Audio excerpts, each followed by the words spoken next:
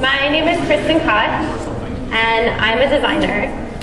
And I want to talk to you a little bit today about two things. One, I first want to go through a project that I spent the past year working on in my MFA design program. And then I want to talk to you about some of the materials that I used. And then I also want you to invite you to create a soft circuit with me. So, almost 20% of the US population has some form of a diagnosable anxiety disorder. And as a designer, I saw this as an opportunity space to work within. I want to explain a little bit about generalized anxiety, which is also known as GAD. And it's a chronic disorder worsening during times of increased stress, and is often coupled with panic disorder and depression.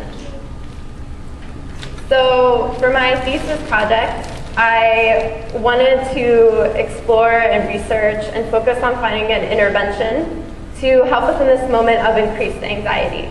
I wanted to help specifically women in their 20s and 30s with something that could potentially be wearable and extremely intimate during a moment of increased anxiety. But I wanted to talk to you a little bit about my own process as a designer and how I use materials to get and explore certain ideas and that help let me focus on my future ideas. I love using technology within fabrics and within things that people can wear. And I often find this is a really great way to talk with people and is a point of departure for discussion. And it's also a really great way to prototype. And prototyping is something that designers do to explore ideas. They make things so that they can see if they work or not. I created this sort of circuit jewelry. I have a really simple circuit which we'll be creating later, and I asked people to wear them over a 24-hour wear period, and then I talked to them about how it made them feel. I then moved on to another thing that I asked people to wear. This time there is no technology in it, but I wanted to see how strange a shape someone would be willing to wear during a day. And I wanted to see how that made them feel as well. Did that increase their anxiety? Did it alleviate them? Did it bring them pleasure, delight? A really important component of being a designer is being able to talk with people and to find out what's really motivating them and what their goals are and what they want and things that they use in their everyday lives. I talked to 3 different girls about how these strange objects they were wearing made them feel. And I also added some elements to it. For example, this girl is wearing something around her tummy that adds heat. And she thought that was really comforting and really nice. And I talked to another girl about how this made her feel wearing it on her wrist. And she really thought that everyone thought something was wrong with her wrist. Everyone thought it was a medical device. And this girl was wearing something on her ankle. It was kind of strange, but she actually started to enjoy it. And when it fell off while she was sleeping, she missed it. She missed this object that she was wearing over a long period of time. So when talking to people, I use that to sort of help motivate me to what I want to create, what I want to design, and what I want to move on to.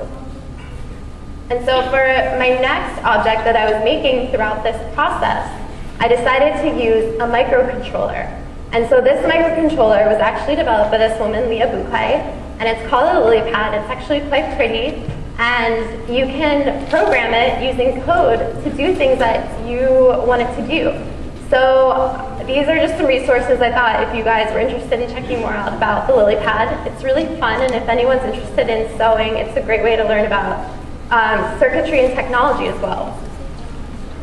I used it to create this sort of patch on the arm that would help coach someone through a deep breath. When you're really anxious or nervous, taking a deep breath can be a really great way to get you through that moment, and I wanted to help people through that moment. So I used the lily pad microcontroller, and I sewed it into this kind of strange looking object that almost looks like an ear, I've been told. It buzzes every couple of seconds, so someone knows after 5 seconds, I take a deep breath. And it was helping them get through this process and trying to slow them down and make them really think about what was going on with their anxiety and their body. And I used all of these insights from all of these different prototypes, and I developed this final form that kind of looks like this strange patch that maybe you wear on your skin. And maybe you wear it kind of like jewelry, maybe you hide it on your stomach so no one can see it, or maybe you put it out in the open because you want people to ask you about it. You want them to talk with you. So this was something that I developed, and throughout this process, I used a lot of different materials to do this. And I wanted to share with you today a very simple exercise so that you could also pursue this if you were interested. I'm going to put a link up at the end. That's my website, and you can go to it for resources if you're interested in learning more about how to sew technology into things. But I just wanted to show you some kind of lovely examples of how people have used soft circuitry. So this one is a bracelet, and actually it uses a tilt sensor to, every time that little piece of metal hits one of the sensors, it kind of, I think it actually connects to a computer, but this is it not connected to a computer, and this is what it sort of aesthetically looks like.